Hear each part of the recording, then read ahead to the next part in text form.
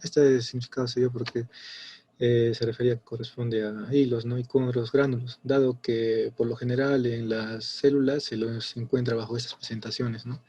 En hilos o gránulos. La imagen de acá, una imagen, no sé si se... Ya. En la imagen inferior, en esta imagen observamos a las mitocondrias, ¿no? En una célula viva, ¿no? Y a su costado derecho se está observando también una imagen en la cual sobre todo se está haciendo la proyección sobre lo que son el citoesqueleto, dado que las mitocondrias suelen estar, por así decirlo, ¿no? En medio de lo que es el citoesqueleto. Recordemos que el citoesqueleto, que es la armazón de la célula, está bien, se va a encontrar bien ramificado, ¿no? Como se ve en la imagen. Y las mitocondrias, por lo tanto, van a tratar de adoptar las formas que existen bueno, van a estar entre estas, ¿no? Entre estas redes que se van a tornar del citoesqueleto. Como ya lo había mencionado, tienen forma de gránulos o bastoncillos. Por lo general, su diámetro es de 0.1 a 0.5 micrómetros, ¿no? Esto dependiendo de la especie animal, ¿no? O vegetal también, ¿no? Eh, por lo general, sí es 0,5 más o menos constante. Y bueno, su longitud puede variar de 1 a 2 micras o incluso hasta 7 micras. Esto dependiendo sobre todo en células que no necesariamente son humanas, ¿no? El número va a depender sobre todo de la actividad energética que tenga la célula, ¿no? Recordemos que la principal función, una de las principales funciones de la mitocondria es la producción de energía, ¿no? En este caso, la producción de ATP, ¿no? Pudiendo ser, a ver, desde una mitocondria, tal es el caso de este organismo, ¿no? Chlamydomonas retardi, así como hasta 2000 mitocondrias en el caso de los hepatocitos, ¿no? En los seres humanos. Y por lo general, bueno, a nivel de los hepatocitos, se ha visto que las mitocondrias tienen un periodo de vida de hasta de 10 días aproximadamente. Acá hay una... Ya. Con respecto al origen de los mismos, bueno, como sabemos, este lo ha planteado Lynn Margulis, en la cual sostiene que las mitocondrias habrían sido originadas por un proceso de endosimbiosis, ¿no? Anteriormente a esa teoría lo que se pensaba era que la célula había, por así decirlo, ¿no? Dado lugar a una serie de imaginaciones de membrana que en algún momento dado habían dado lugar a las mitocondrias o también a los cloroplastos, ¿no? Pero eh, no contaban con el hecho de que, como sabemos, las mitocondrias, así como los cloroplastos, tienen un DNA, así como su propia maquinaria para hacer lo que es tanto los procesos de transcripción, eh, procesos de traducción, transcripción principalmente, ¿no? También, bueno, esta teoría sostiene que en un inicio un procarionte fagocitó estas bacterias primitivas, estas bacterias, estos procariontes primitivos aerobios que se venían desarrollando. Esto debido a que, como sabemos, en un inicio la Tierra, bueno, según la teoría evolucionista, ¿no? Lo que menciona es que en un inicio el ambiente era totalmente anoxigénico, ¿no? Es decir, no había oxígeno. Y conforme se dio el salto a lo que vienen a ser surgieron las cianobacterias, ¿no? Que vienen a ser los ancestros de los cloroplastos, por así decirlo, empezaron a producir oxígeno, ¿no? Y poco a poco es que esta vida, de un inicio, ¿no? Se fue acostumbrando, por así decirlo, al oxígeno, ¿no? Según se tiene datos al respecto, es que las primeras procariontes como que trataron de adaptarse un poco a lo que es, trataron de adaptarse a este oxígeno que estaba poco a poco aumentando a nivel de la atmósfera, ¿no? Mientras que en un determinado momento se dio lo que es este paso, ¿no? De la endosimbiosis, en la cual este protozoo antiguo fagocitó a este mitocondria, ¿no? A este antecesor de la mitocondria, ¿no? Una bacteria aerobia, hay un error, la cual le permitió al mismo llegar a una gran producción de lo que es ATP, ¿no? una gran producción de energía, ¿no? Hacer más eficiente su uso de energía, ¿no? Como vamos a ver posteriormente en las siguientes diapositivas, que incluso incrementa esta producción de energía hasta aproximadamente hasta un 50%, ¿no? Y dice que muchas veces es muy eficiente este proceso, incluso comparado con las máquinas, ¿no? Bueno, ahora, y una vez dado esta fagocitosis, posteriormente se incorporó lo que es el cloroplasto, ¿no? En el caso de las células vegetales.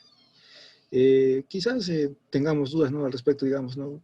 ¿Cómo es posible que se pueda dar eso, ¿no? Pero normalmente en varios estudios que se han registrado sostienen que hay que este proceso de simbiosis es un proceso, por así decirlo, eh, común, ¿no? En la naturaleza, a nivel sobre todo de los órganos unicelulares, ¿no? Se plantea incluso que a partir de este proceso se ha originado la diversa cantidad de algas que existen, eh, dado que podrían no solo incorporarse, no necesariamente mitocondrias, sino también otras bacterias que tuvieran otros pigmentos, ¿no? Que pudieran dar lugar a ellos, ¿no? Y precisamente eso es lo que sostiene Lyman Grublis bueno, en esas sus obras, ¿no? Que presentó cada una de ellas ya con más evidencia al respecto, ¿no? También algo que podemos mencionar, rescatar también es que el hecho de que existen eh,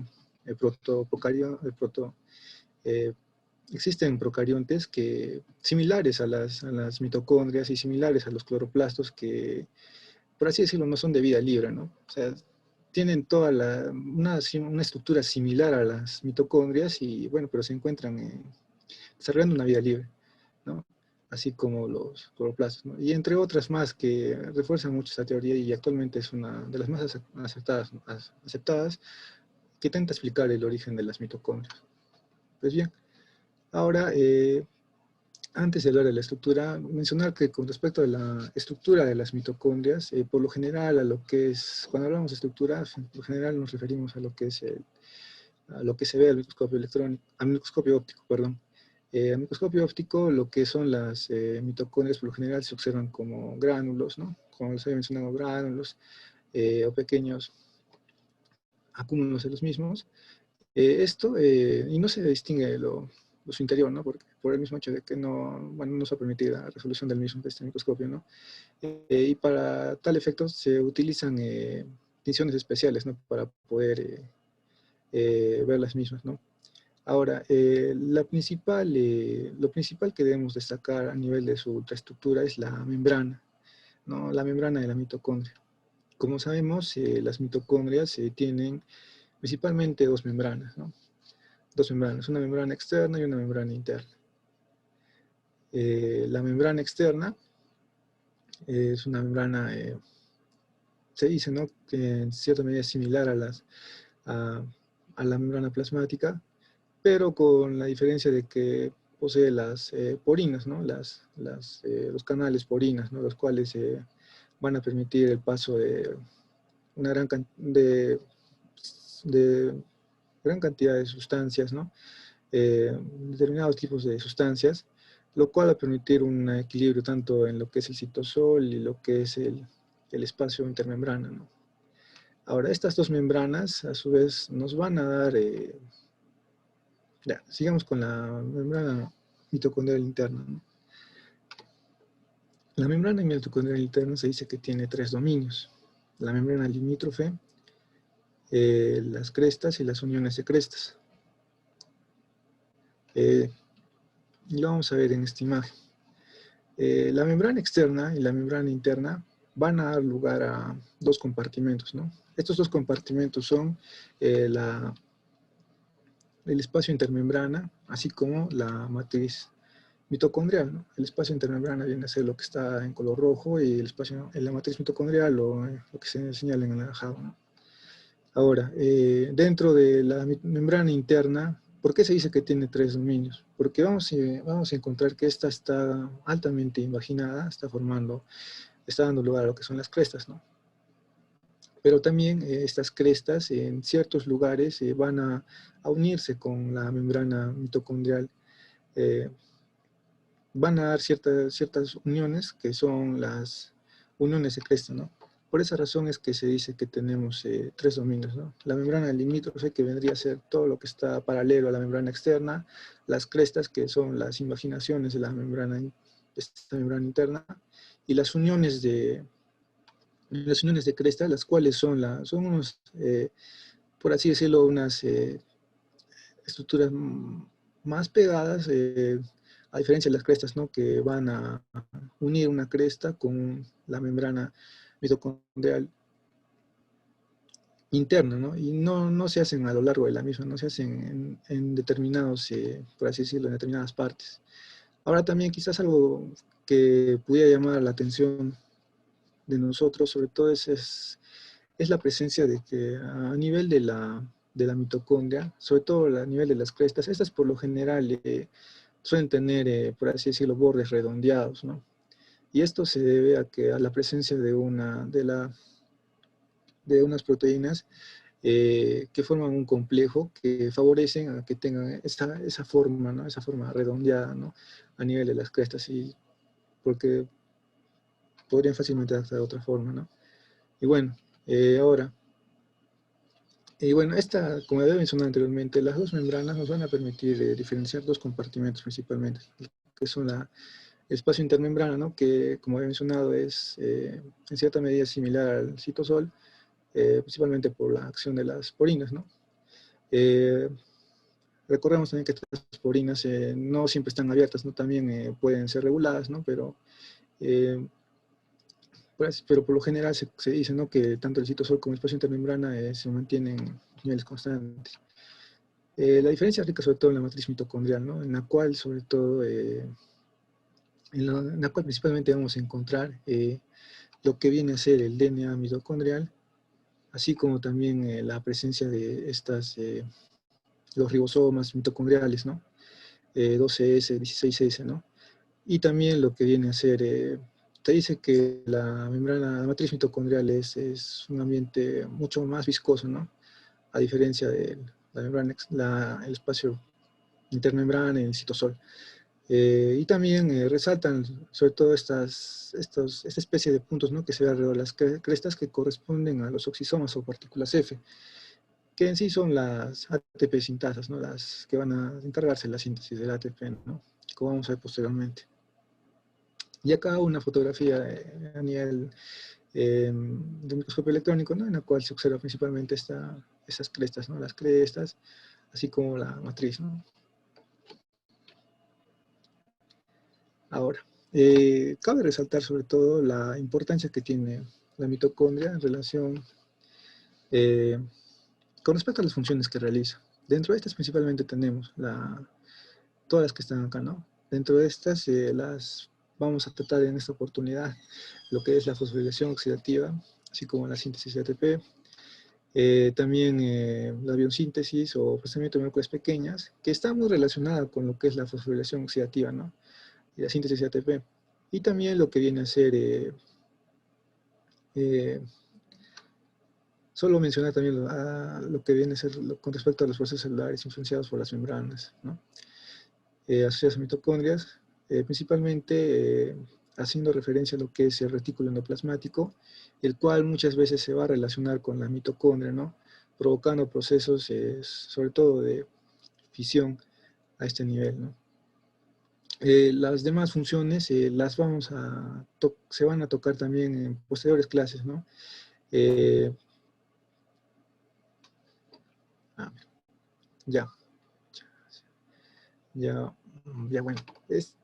Con respecto a, ya, bueno, eh, acá hay este debería estar arriba, bueno, en lo que es biosíntesis o procesamiento de moléculas pequeñas. ¿Por qué hacemos un acápite en ello?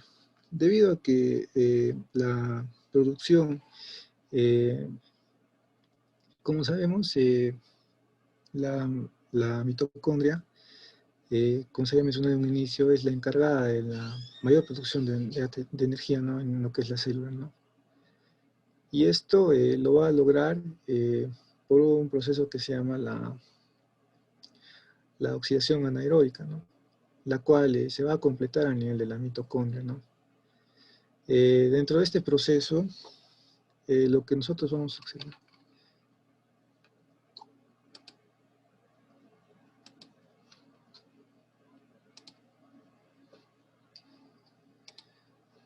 Ya. Dentro de este proceso, lo que nosotros tenemos que tener en cuenta es lo siguiente. Bueno, la mitocondria, a nivel del citosol, bueno, la célula para obtener la energía lo hace mediante lo que son mediante la degradación, ¿no?, de los alimentos, ¿no? En este pequeño esquema, nosotros podemos observar el destino, ¿no?, que van a tener tanto los lípidos, los carbohidratos y las proteínas, ¿no? Esto de manera general, ¿no?, dado que todo esto se va a desarrollar en posteriores clases, ¿no?, tanto en lo que respecta a metabolismo de proteínas, carbohidratos y lípidos, ¿no? Solo de manera general vamos a ver cómo es que la mitocondria tiene que ver en todo este proceso, ¿no? Las proteínas, los carbohidratos y los lípidos, una vez habiéndose sometido a la digestión, ¿no?, a nivel intestinal, van a dar lugar a aminoácidos, glucosa y ácidos grasos, ¿no? Recordemos que la glucosa es el principal sustrato que se va a emplear para la producción del ATP, ¿no? Y ahora por lo general, si nosotros si es que no se tuviera las mitocondrias, las células, por lo general, al emplear la glucosa, solo dan lugar llegan a producir 2 ATPs, ¿no?, a nivel del citosol, ¿no? Solo se producen 2 ATPs y esta glucosa es por medio de reacciones enzimáticas, exactamente 10 reacciones enzimáticas, es que va a ser degradada hasta lo que es el piruvato, ¿no? El piruvato, si es que la célula no tuviera mitocondrias, sería degradado a lo que es ácido láctico, ¿no?, o etanol, ¿no? Y este proceso en el cual formaría estos dos compuestos, no tanto de ácido láctico como etanol, es llamado lo que es la fermentación, ¿no? Eso sucede en el caso de que las células bueno, este piruvato no sea ingresado a nivel de la mitocondria. Cuando el piruvato es ingresado a nivel de la mitocondria, este es aún degradado y da lugar a lo que es la acetilcoenzima A. La acetilcoenzima A no solo es producida por, bueno, es un acetil que se va a unir a una coenzima A, ¿no? Este metabolito no solo es producido por el metabolismo de carbohidratos, por el metabolismo inicial de carbohidratos, ¿no?, en lo que viene a ser la glicólisis, ¿no?, que se da en del citoplasma, ¿no?, sino que también esta acetilcoenzima A, como vemos, también es, por así decirlo, como un nexo, ¿no?, comunicante tanto en lo que es el metabolismo de lípidos como el metabolismo de aminoácidos, ¿no? Algunos aminoácidos te van a dar lugar a acetilcoenzima A, algunos aminoácidos te van a dar lugar a piruvato, pero al final el piruvato va a terminar convirtiéndose en acetilcoenzima A, ¿no? Y lo mismo pasa con los ácidos grasos, ¿no? También van a dar lugar a la acetilcoenzima A y todos ellos, bajo la forma de acetilcoenzima A, ingresan a lo que es el ciclo de Krebs, ¿no? Y en el ciclo de Krebs ya, bueno, se va a ver este tema posteriormente en el metabolismo de carbohidratos, ¿no?, el cual, tras una serie de reacciones enzimáticas, principalmente, se va a estar regenerando, ¿no?, el citrato y va a estar dando lugar al mismo. De todo este proceso tenemos que recordar que dos moléculas son principales dentro de lo que es los procesos desempeñan un papel importante en lo que es, por así decirlo, la respiración aeróbica, ¿no? Estas son el NAD, la nicotinamida adenilinucleótido, y el FAD, ¿no?, el flavina adenilinucleótido, ¿no? Cuando se acompaña del hidrógeno se dice que está reducido, ¿no?, está reducido. Igual con el FAD, cuando se acompaña del hidrógeno está reducido. Y debido a que estas dos moléculas se caracterizan por la capacidad que tienen de atraer, quitar, la afinidad que tienen por los electrones, ¿no?, lo cual va a permitir bueno, también mediante el empleo de enzimas, ¿no? De enzimas propias de las mismas, va a permitir que el flujo de la energía de estos electrones facilite dé lugar a lo que es, bueno, al momento de que se van a transferir los electrones en lo que viene a ser la cadena respiratoria, que vamos a ver posteriormente, van a dar lugar a lo que es una gradiente de protones, ¿no? Esta energía que poco a poco se va a ir transfiriendo va a provocar que los protones salgan hacia el espacio eh, intermembrana, ¿no? Eh, dando lugar a lo siguiente, ¿no? Que toda esta energía proveniente de estos electrones se va a almacenar en forma de un gradiente de protón, lo cual posteriormente va a dar lugar a la formación del ATP, ¿no? Aprovechando este gradiente para unir tanto el ADP con un fosfato inorgánico que finalmente nos van a dar un ATP, ¿no?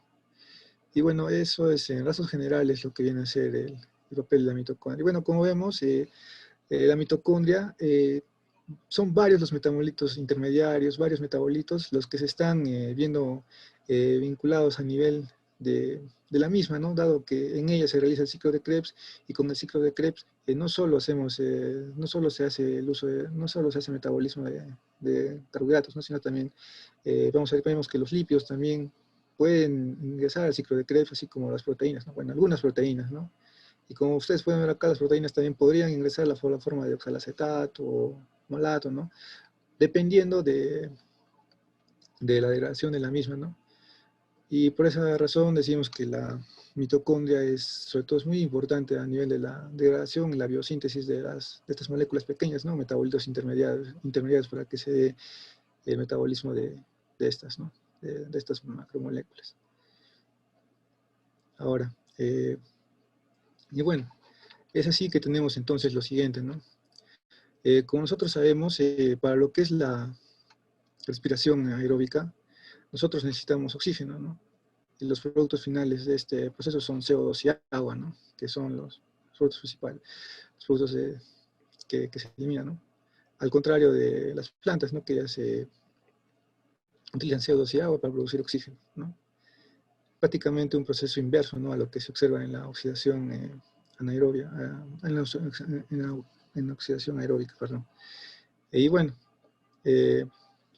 cabe mencionar también que el ADP que va a ser convertido en lo que es posteriormente en ATP, ¿no? A nivel de la membrana interna de la mitocondria, no se encuentra, originalmente no está dentro de la mitocondria, ¿no? Sino que es transportada hacia su interior, ¿no? Este equilibrio que existe a este nivel proporciona asegura que la mitocondria pueda llevar con normalidad este proceso, ¿no? Dado que si este se viera alterado, va a haber una disminución del mismo, lo cual incluso podría generar, ¿no? Sobre todo en los procesos de hipoxia, podría generar que esta mitocondria dé lugar a lo que es la apoptosis, ¿no? Pero eso vamos a ver posteriormente. O sea, como vemos, las mitocondrias son multifuncionales, cumplen varias funciones, ¿no? Ahora, con respecto a la fosforilación oxidativa, pues bien, una vez que se dan como les había mencionado en un inicio, tanto el NAT como el FAT, la nicotinamida dinucleótido y la flaviengadina dinucleótido, van a ceder sus dos electrones a una cadena transportadora bueno, para la redundancia de electrones, ¿no? Que se encuentra a nivel de la membrana interna, ¿no? De la mitocondria, ¿no? Estas moléculas ceden sus dos electrones, ¿no? Y van a ser conducidos a nivel de estos complejos, ¿no? Son 4 complejos los que se encuentran a nivel de la membrana mitocondrial interna. Complejo 1, complejo 2 y complejo 3. El complejo 1 principalmente recibe lo que son los electrones del NAT, ¿no? El complejo 2 recibe los electrones del FAT, ¿no? Sí, hay la enzima que interviene aquí, ¿no? Fumarato deshidrogenasa, si no me equivoco. Ya, estos electrones, tanto del complejo 1, van a ser transformados a la ubiquinona, la cual a su vez las va a transformar a los citocromos B y citocromo C, que son parte y forman que forman parte del complejo 3, ¿no? Así como los átomos de fierro y sulfuro, ¿no? O los núcleos de fierro y sulfuro que también se encuentran dentro de este complejo, ¿no? Eh, Ahora, también mediante una ubiquinona, nosotros los electrones del FAT son llevados hacia el citocromo 3, ¿no?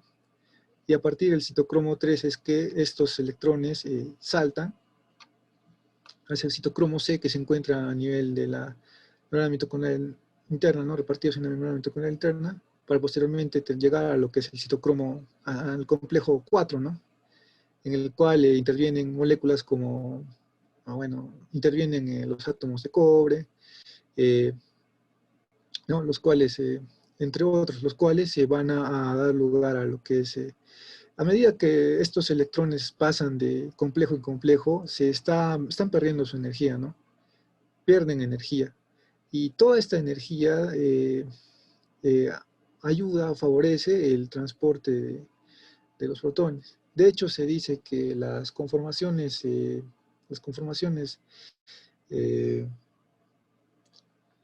de estos complejos forman, por así decirlo, canales, ¿no? Que permitirían por los cuales pasan los electrones.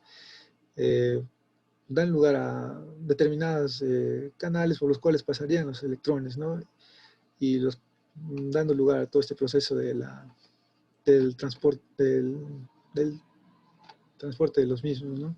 A nivel de la cadena respiratoria, de la cadena transportadora de electrones, ¿no? A su vez, mediante este proceso, cada vez que se está dando el mismo a la par, estos complejos están, por así decirlo, llevando hacia el espacio intermembrana lo que son protones, ¿no? Creando un gradiente a nivel del espacio intermembrana, ¿no? Que posteriormente va a ser utilizado para dar lugar a lo que es a la formación de ATP. ¿No? Y bueno, acá una pregunta que tenemos que tener en cuenta es que los complejos que se encargan de sacar estos protones a nivel del espacio intermembrana son los complejos 1, 3 y 4. ¿No? 1, 3 y 4 principalmente. Dando lugar a este gradiente de protones a nivel del espacio intermembrana, que va a ser aprovechado para dar lugar a lo que es la síntesis del ATP, ¿no? A nivel del espacio intermembrana hay un gran acúmulo de estos fotones, los cuales van a ingresar con fuerza, van a hacer girar esta partícula, ¿no? Que en conjunto se denomina oxisoma, también partícula F, ¿no? En honor a quien lo descubrió. Bueno, eh, se dice que está formada por podemos distinguir dos partes en la misma, ¿no? Una F1, la cual se va a encontrar por fuera de la membrana mitocondrial interna, y otra que se encuentra dentro, ¿no? La cual va a corresponder a sus unidades en las cuales los protones van a unirse, van a hacer girar esta, ah, esta, esta subunidad, y esta fuerza electromotriz va a, va a dar lugar a lo que es la formación del ATP, ¿no? El cual se va a en el cual un ADP se va a unir a un fosfato inorgánico, va a dar lugar a lo que es el ATP. Ahora, ya.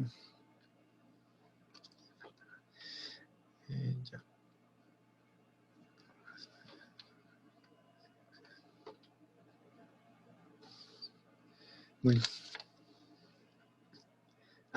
algo que me olvidaba mencionar con respecto a esto, todo este proceso en el cual se va a formar este gradiente de protones se llama quimiosmosis, ¿no? Y de hecho es uno de los procesos principales que se van a dar dentro de lo que es la respiración aeróbica, ¿no? El primero es el transporte de electrones por la cadena, bueno, el paso de electrones por la cadena transportadora de electrones. Y el segundo es esta quimiosmosis, ¿no? En la cual se forma este gradiente de protones y posteriormente es aprovechado este gradiente para dar lugar a la formación de ATP a nivel del espacio intermembrana. Y bueno, ahora vamos a hablar un poco en torno a lo que vienen a ser las funciones que tienen que ver con los procesos que involucran al retículo endoplasmático, ¿no? De hecho, a nivel del retículo endoplasmático se han encontrado regiones denominadas MAN, las cuales, por así decirlo, tienen cierta afinidad por las mitocondrias, ¿no? Las cuales se unen a las mitocondrias, ¿no? Se ha visto que, por ejemplo, a nivel de lo que son otros organismos, no humanos, no mamíferos, el retículo endoplásmico ayuda a lo que es los procesos de fisión de las mitocondrias, ¿no? Es decir, las mitocondrias una mitocondria es estrangulada y va a dar lugar no, sí, una mitocondria es estrangulada y va a dar lugar vamos a dividir una mitocondria prácticamente, ¿no? Y bueno, todo esto va a estar determinado por ciertas proteínas también que van a intervenir, pero en el humano aún no se han logrado identificar las mismas, ¿no? Por lo cual aún continúa en estudio, pero sí se ha podido observar ello en otras especies animales, ¿no? Donde el retículo plásmico tiene que ver sobre todo en la, en la por así decirlo, la producción de lo que son aumentar el número de lo que son las mitocondrias, ¿no? Recordemos también que las mitocondrias no solo se van a dividir, ¿no? Por los procesos de fisión, sino también se pueden unir, ¿no? Que es conocido como fusión mitocondrial, ¿no? Se ve que estos procesos de fusión mitocondrial son por así decirlo, están dados de una tal manera que las membranas interna y externa tienden a unirse, no tienden a acoplarse eh, sin que haya un error durante este proceso, ¿no? Y bueno, estos procesos sobre todo van a obedecer dependiendo a las condiciones en las que se encuentra la célula, ¿no? Por lo general se dice que las mitocondrias se dice que su reproducción es por fisión binaria, ¿no? Sobre todo a lo que viene a ser en las fases bueno, este proceso de fisión binaria se va a dar sobre todo en la interfase, ¿no? Así como también en los periodos previos a la mitosis, ¿no? En los cuales la célula está duplicando todo, ¿no? Duplica DNA y también duplica eh, la síntesis de proteínas, así como también se ha visto que las mitocondrias durante ese proceso también están siendo duplicadas, ¿no? Para posteriormente ser repartidas, ¿no? De manera equitativa, por así decirlo, no exactamente no equitativa, ¿no? Sino que de una manera, por así decirlo, eh, tratar de que sea equitativa, ¿no? Dentro de la célula para las células hijas, ¿no? Pero también se ha visto que estos procesos de, de fisión de las mitocondrias obedecen también sobre todo, obedecerían también a lo que viene a ser una sobrecarga en la producción a las exigencias energéticas a las cuales se podría estar sometida la célula, ¿no? O sea, no necesariamente va a ser durante la división celular, sino también podría darse dependiendo de las condiciones en las cuales la célula pudiera estar pasando, ¿no? Ahora, bueno, eso hace sobre todo referencia a lo que es la dinámica mitocondrial, ¿no? Donde se ha visto que las mitocondrias, por este hecho de fusión y fisión, son muy dinámicas, ¿no? Son organelas muy dinámicas. Bueno, incluso también por los procesos de fusión pueden llegar a formar redes, ¿no? Redes tubulares, ¿no?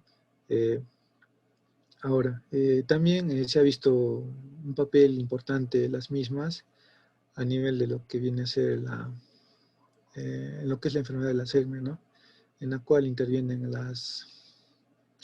esta molécula, la PIN K1, la PIN K1, así como la parquina, ¿no? La parquina es una proteína, por así decirlo, homóloga a lo que es una ubiquitina, mediante la cual se van por así decirlo, se va a unir a esta otra, la PIN K1, lo cual va a ser llevado a protesoma, ¿no? En otras palabras, la mitocondria, eh, al darse esta unión, va a tender a envolverse dentro de lo que viene a ser una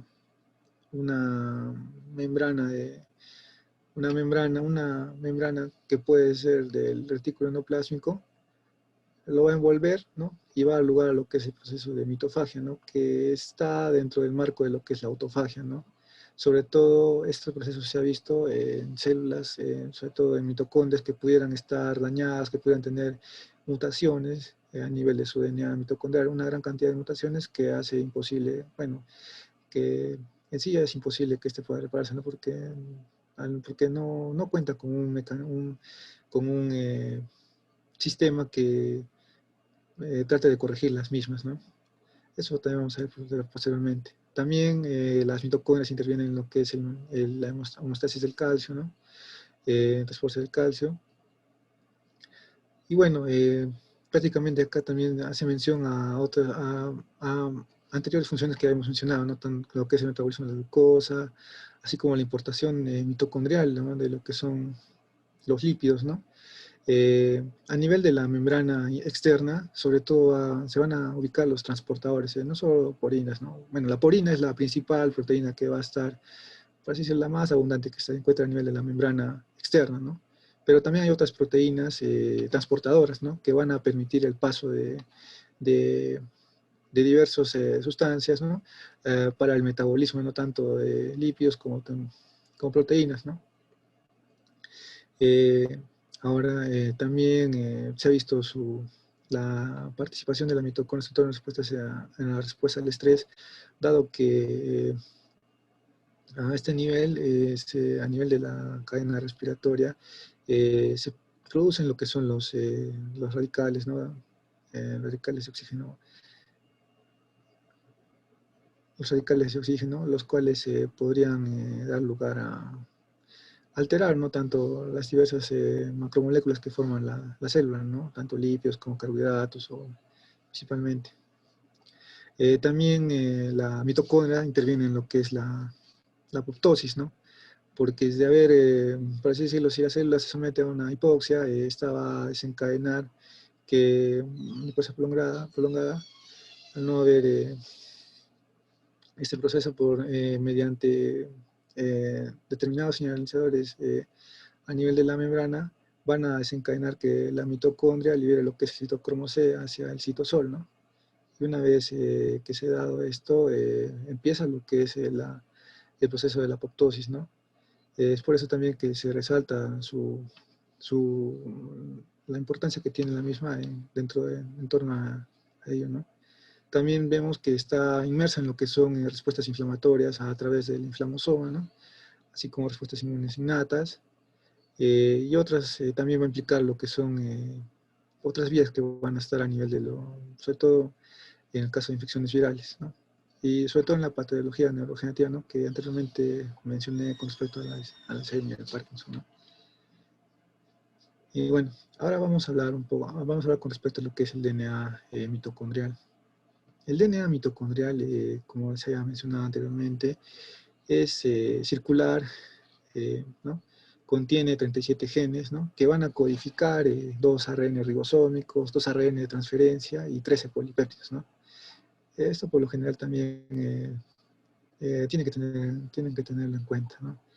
Entre esos 13 polipéptidos tenemos 7 unidades del complejo 1, unidades del complejo 3, 3 unidades del complejo 4 y 2 unidades de la ATP sintasa.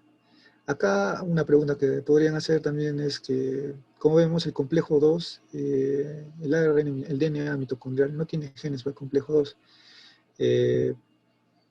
No significa que no se haya tenido niños, sino que estos genes probablemente, bueno, estos genes en las células actuales, a nivel, en lo que viene, en lo que respecta a los humanos, están radicando en lo que es a nivel del núcleo, ¿no? Por lo general, esto también es algo que, en lo cual se sustenta también lo que es la teoría de Lee-Margulis, ¿no?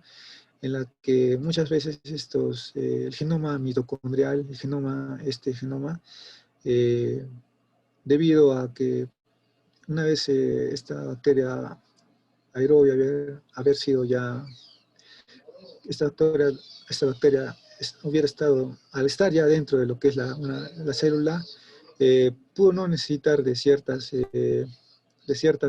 proteínas, ¿no? De ciertas proteínas, ¿no?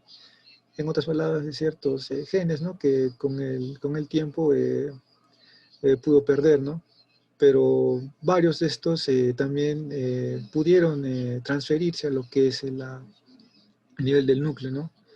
Por medio de lo que son los RNA mensajeros, eh, mediante un proceso en el cual estos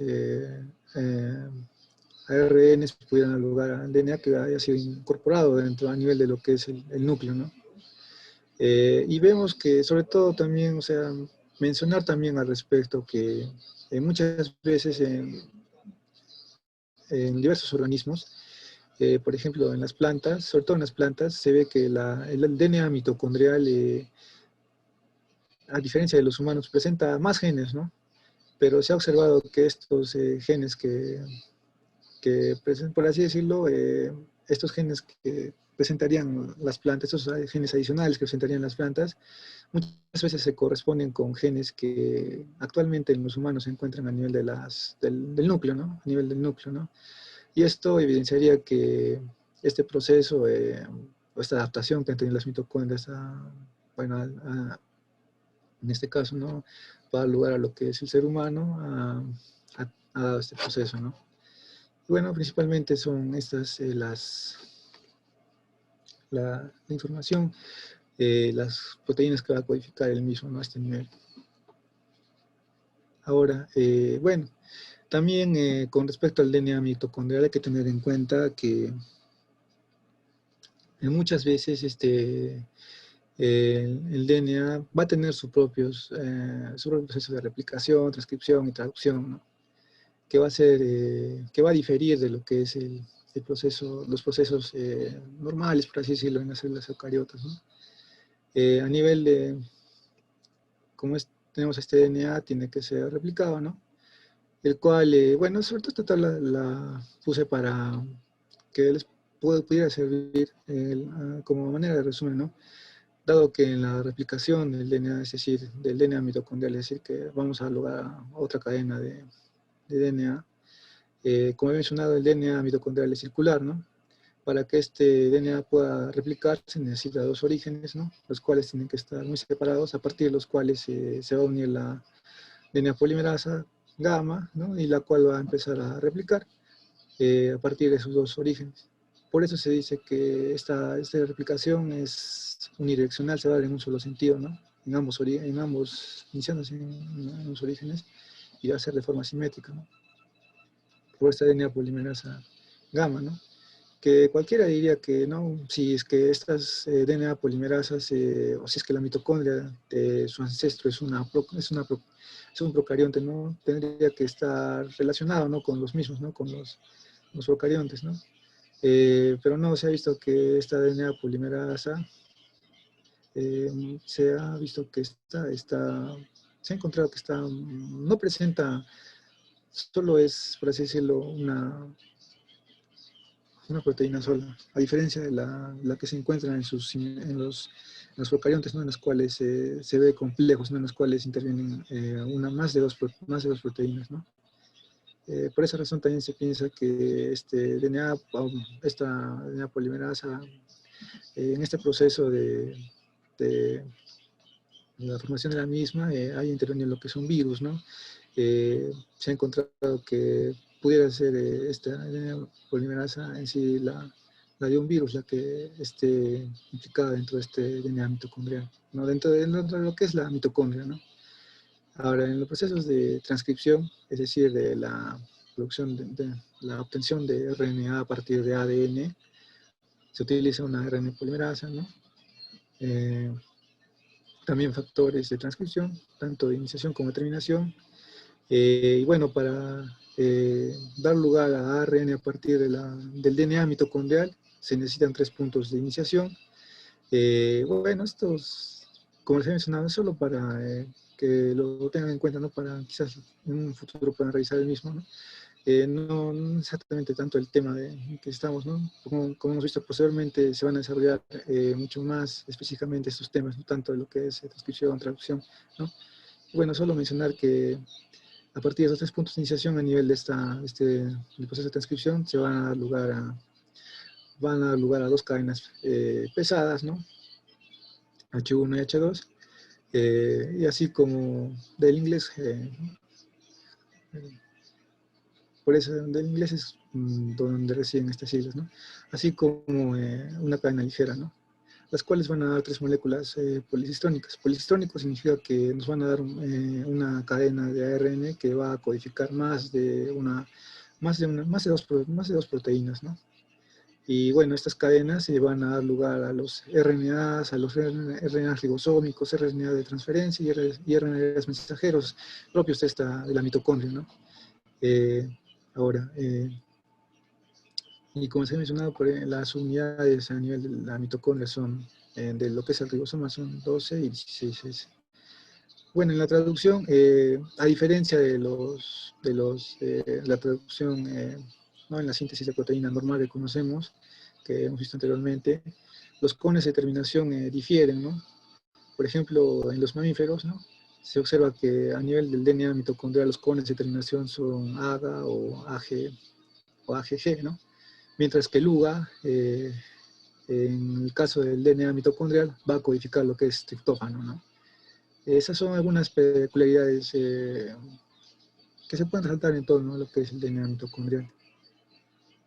Y bueno, antes de pasar a lo que son enfermedades mitocondriales, tenemos que tener en cuenta lo siguiente. Muchas veces el DNA mitocondrial, como les había mencionado en un inicio, va a estar sometido a, se van a dar mutaciones, producto, ¿no? Eh, ya sea la producción de radicales libre o otros estímulos que pudieran dar lugar a los mismos. Estos, como se había mencionado, dentro de lo que es la mitocondria, no tienen en sí un sistema de reparación, ¿no? Que sí, que como se va a ver posteriormente, que sí lo posee la célula, ¿no? La célula eucariota, ¿no? Sí posee un sistema de reparación que va a tratar de alguna u otra manera paliar esta mutación, tratar de reparar esa mutación, ¿no? Y, y tratar de corregir este problema, ¿no? Solo en el caso extremo de que no pudiera, ya es donde va a dar lugar a lo que es la apoptosis, ¿no? Pero como les he mencionado posteriormente, esto se va a tocar, se va a ver más a fondo. Bueno, con respecto a la mitocondria, como se ha mencionado, no tiene este sistema, ¿no? Y es que al no tener el mismo, las mutaciones se van a ir acumulando, ¿no? Y esto va a provocar que lo que viene a ser el DNA a nivel de la mitocondria haya, por así decirlo, mitocondrias que tengan un DNA mutado, ¿no? Y mitocondrias que tengan el DNA, por así decirlo, normal, ¿no? O también denominado salvaje, ¿no? El cual es el que normalmente debería tener la mitocondria. Ahora, el DNA mutado o alterado, como hemos visto, esta, esta célula al momento de dividirse, distribuye sus mitocondrias, ¿no? Y no es que va a distribuir solo las mitocondrias alteradas a una, ¿no? Sino, o las sanas a otra, ¿no? Sino es que estas se van a ir, por así decirlo, en diferentes cantidades en ambas células hijas, ¿no? Y dependiendo de la cantidad de alteraciones que pudiera tener el DNA mitocondrial, es que se van a presentar estas denominadas las enfermedades mitocondriales, ¿no? Sobre todo, ¿por qué decimos enfermedades mitocondriales? Recordemos que, como habíamos visto anteriormente, la mitocondria está implicada en varias funciones. Es un organelo multifuncional, ¿no? Eh, este hecho hace que, al verse alterado la normal producción de ATP, ¿no? Sobre todo en las células que necesitan mucho más por así decirlo, esta producción energética, es que se van a ver afectadas por la misma, ¿no? Ahora, estas mutaciones mitocondriales, a nivel del DNA mitocondrial, podrían darse en edad adulta, pero también podrían darse desde un inicio, ¿no? ¿No? Incluso desde la concepción. Bueno, recordemos que se dice, ¿no?, que por lo general lo que es la herencia mitocondrial de este DNA mitocondrial que está en las mitocondrias, se dice, ¿no?, que en su gran mayoría proviene de nuestra madre, ¿no?, dado que al momento de la fecundación el espermatozoide pierde, ¿no?, las mitocondrias, ¿no? Y solo no se ha visto que, bueno, el núcleo es el que llega, ¿no?, al citoplasma, ¿no? Pero actualmente esta concepción ha cambiado, bueno, un poco, por así decirlo, ¿no? Se ha visto, hay casos en los cuales eh, se ha visto que hay presencia también de DNA del padre, DNA mitocondrial del padre, en los hijos, ¿no? Y esto obedece sobre todo a ciertos procesos que pudieran darse a nivel de la fecundación, ¿no? Pero no es por así decirlo, que considerable, ¿no? Se dice que un 99.9% de la herencia mitocondrial viene de nuestra madre, ¿no? Y solo ese 0.1% podría estar condicionada, podría darse una herencia mitocondrial por parte de los padres, ¿no? Bueno, eso con respecto a lo que es la herencia mitocondrial. Y ahora, muchas veces, como si tenemos estas mitocondrias alteradas, también podrían transferirse, ¿no? Y se van a transferir en diferentes grados, ¿no? Acá también falta mencionar lo que es, con lo que refiere a los términos de homoplasmia y heteroplasmia, ¿no? La homoplasmia se dice que una célula presenta este estado si es que las copias del DNA mitocondrial que tiene son idénticas, ¿no?, entre sí, ¿no? Bueno, en sí corresponden, son idénticas entre sí, corresponderían a lo que es el DNA mitocondrial salvaje, ¿no?, nativo, ¿no?, el que se tiene desde un inicio, que no está alterado, ¿no? Mientras que en la heteroplasmia ya va a haber cierto grado de DNA mitocondrial mutado, así como también la presencia de DNA de tipo salvaje en una misma célula, ¿no? En una misma célula, ¿no? Como se ha mencionado anteriormente, ¿no?, esto dado a los procesos de división celular, ¿no? Y sobre todo, las enfermedades mitocondriales, por todos los puestos, son un grupo heterogéneo de trastornos, ¿no?, que van a afectar en diferente medida heterogéneo porque van a haber diferentes manifestaciones, van a dar diferentes manifestaciones a nivel de manifestaciones clínicas, ¿no?, a nivel de la persona. Eh, por lo general obedecen a una disfunción de la cadena respiratoria mitocondrial, dado que solo una alteración, no, a nivel de sobre todo como hemos visto, los complejos o las proteínas que intervienen a nivel de la cadena respiratoria mitocondrial, podrían alterar considerablemente a la célula, ¿no? Eh, por ejemplo, el sistema ADP fosfato, una proteína que se encarga de transporte del ADP hacia el interior de la membrana, hacia el interior de la mitocondria, al verse alterada por una mutación, ¿no?, a ese nivel, una proteína transportadora de ADP a nivel de la membrana externa, podría dar lugar a que no llegue el mismo hacia, lo que es la ATP sintasa, ¿no?, dándonos una pobre o nula producción de ATP, ¿no?, lo cual va a repercutir negativamente, sobre todo en las células que tienen gran dependencia mitocondrial o gran actividad energética, ¿no? Estas incluyen sobre todo lo que son el hígado, los músculos, ¿no?, sobre todo los músculos del corazón, también a los nervios, ¿no?, al sistema nervioso, perdón.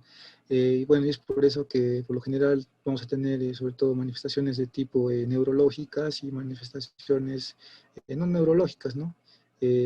que van a corresponder sobre todo a nivel de estos órganos anteriormente mencionados, ¿no? Pueden aparecer a cualquier edad, que como habíamos mencionado, ¿no? Van a depender del grado de mutación y la velocidad con que se dé la misma, ¿no? Así como de la cantidad de tetoplasma que pudiera presentarse en las células, ¿no? Que pudiera estar dando lugar a esta condición, ¿no? Ahora, y bueno, dentro de las enfermedades mitocondriales también vale la pena resaltar lo siguiente. Algunas de estas enfermedades por lo general se dice que son multisistémicas, ¿no? Porque al afectar haber un defecto en alguna proteína de las mitocondrias que intervienen tanto en la cadena respiratoria u otro, sobre todo afectar a las células que producen gran cantidad de ATP, ¿no? Ahora, pero también podrían afectar solo un órgano, ¿no? Tal es el caso de la neuropatía óptica hereditaria, ¿no? El caso de que solo afecta al ojo, ¿no? Y como he mencionado, los principales órganos afectados son músculos, hígado, sistema nervioso, ¿no? De ahí que se van a presentar tanto signos neurológicos como no neurológicos, ¿no? Que pueden implicar, sobre todo a nivel de los signos no neurológicos, no puede haber falla respiratoria, cardiomiopatías, ¿no? Principalmente cardiomiopatías, una falla hepática, así como otros síndromes que pudieran estar eh, condicionando, ¿no? Alteraciones a este nivel, incluso dando lugar a diabetes mellitus o pancreatitis, ¿no? O también obstrucción o obstrucciones a nivel del intestino, ¿no? O dismotilidad, ¿no? Sobre todo por la afectación a nivel del sistema nervioso entérico, ¿no? Y bueno, y neurológicos sobre todo que tienen que ver con principalmente ataxia, demencia también, se observa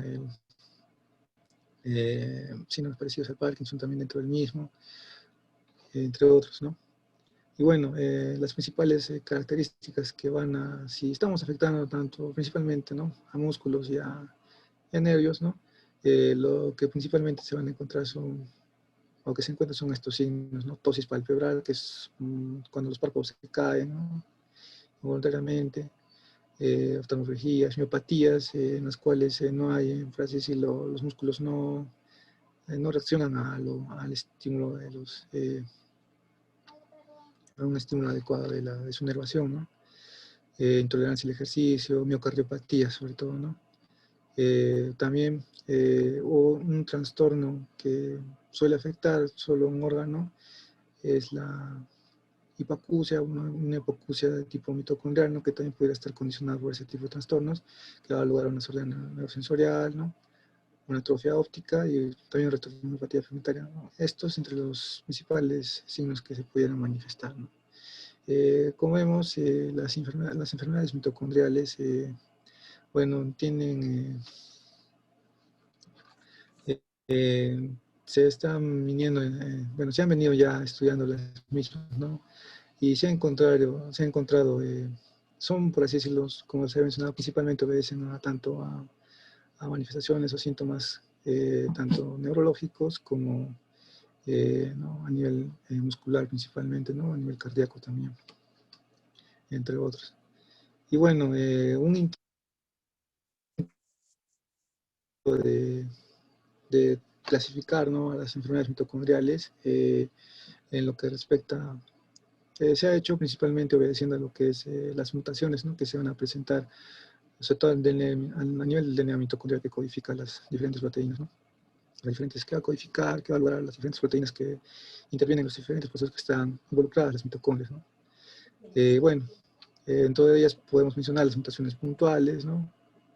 Todas estas, ¿no? La neuropatía óptica de Leber, el síndrome de Leigh, u otras, ¿no? Como esta encefalopatía mitocondrial con acidosis láctica y episodios similares a accidentes cerebrovasculares o con el acrónimo de MELAS, ¿no?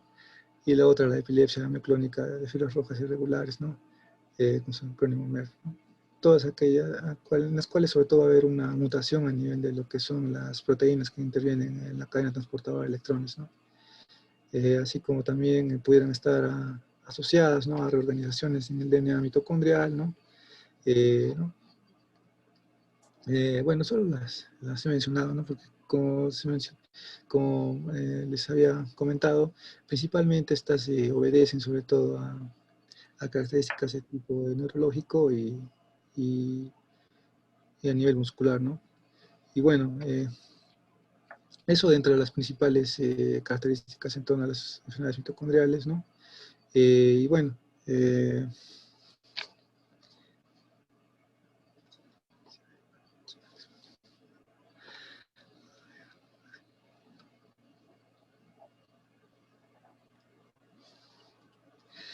ya. Bueno, eso sería lo, eso sería todo lo que recuerdo con respecto a mitocondrias, ¿no? Sí, es verdad, falta aún mencionar quizás algo más con respecto a las mismas, ¿no? Pero recordemos que, como se ha mencionado, ¿no? Estas, por lo general, la sintomatología que van a presentar, eh, vale la pena resaltar las mismas, tanto la sintomatología que van a presentar, así como también, ¿no?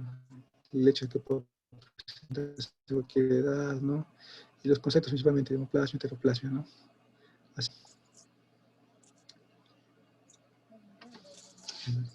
Ello principalmente en torno a esto, a lo que refiere a las enfermedades mitocondriales.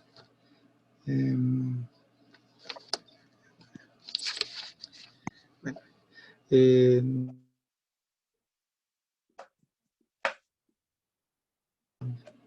todo lo que he preparado para esta tarde del día de hoy.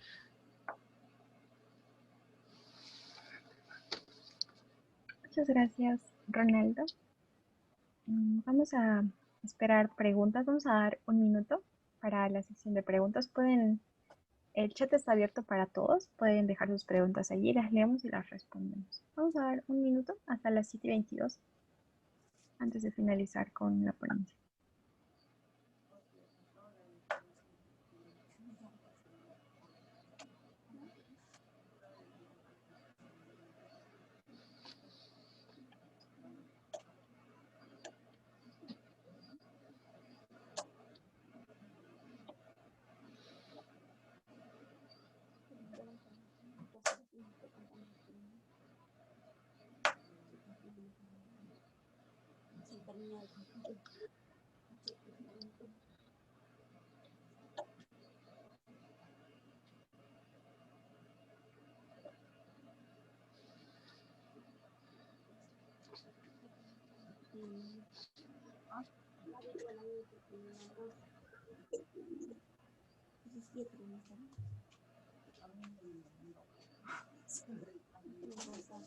Bien, tenemos una pregunta de Jeremy que dice, ¿la creatinina afecta la producción de ATP?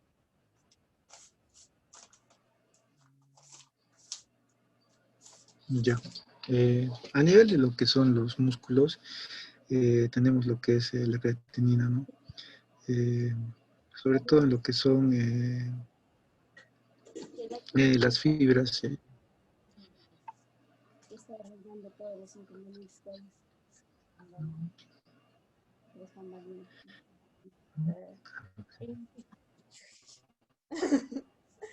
No, la creatinina sobre todo nos va a servir como una reserva, por así decirlo, de las fibras.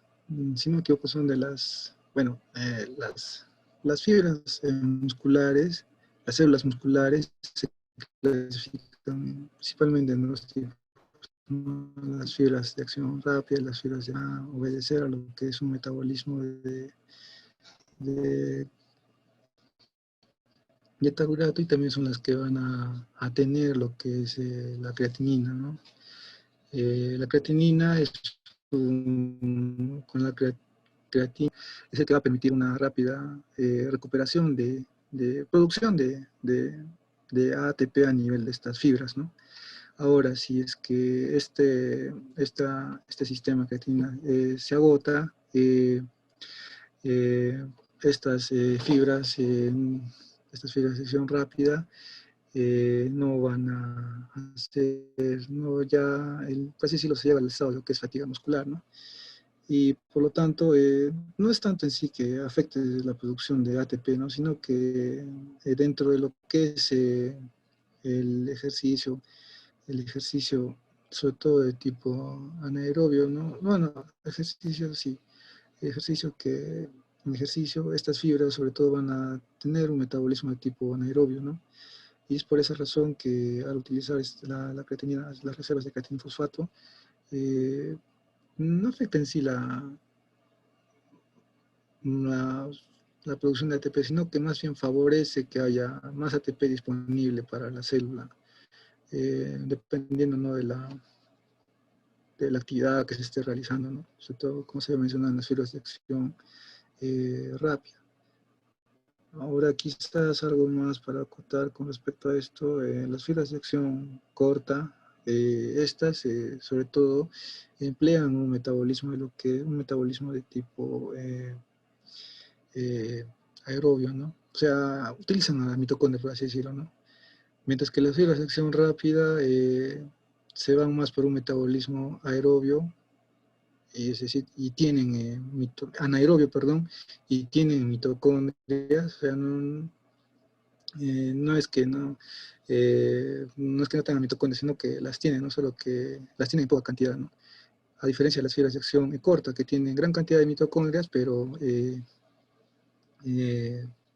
tienen poca, por así decirlo, por tal motivo prefieren ser más un metabolismo de tipo aerobio, ¿no?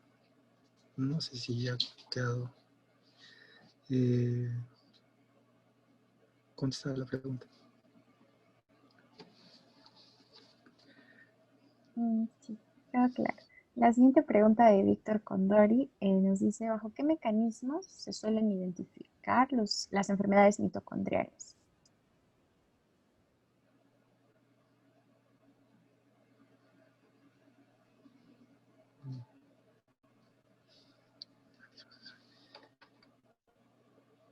¿Bajo qué mecanismos se suelen multiplicar las enfermedades mitocondriales?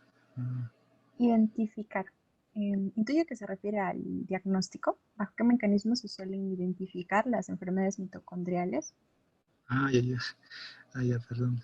Creo que escuché mal. Bueno, ya. Para identificar las mismas. Bueno, sí, para lo que es el diagnóstico de estas enfermedades de tipo mitocondrial, por lo general se tienen que hacer estudios de tipo genético, ¿no? En los cuales se van a tratar de hallar estas alteraciones que pueden estar a nivel de las mitocondrias, ¿no? Eh,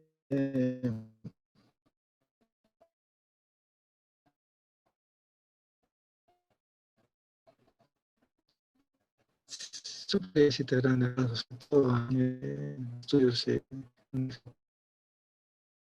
lugar, dando lugar a este cuadro, ¿no? Ya como dentro de lo que es, eh, por así decirlo, por descarte, no podríamos ya llegar a estos diagnósticos, ¿no?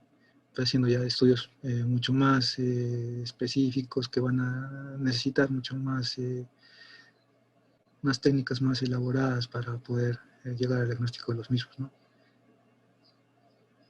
Principalmente es a nivel de la genética, sí. No leí mucho acerca de sí, los procesos específicos que se hacen, ¿no? Pero podría decir que principalmente el diagnóstico de estas enfermedades se hace a nivel genético, ¿no? A nivel de estudio del genoma mitocondrial.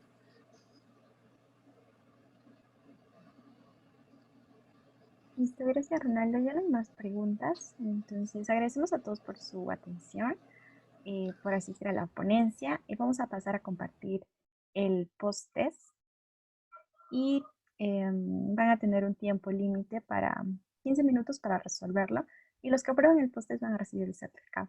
Muchísimas gracias Ronaldo y a todos los asistentes y ya nos estaremos encontrando en una siguiente oportunidad.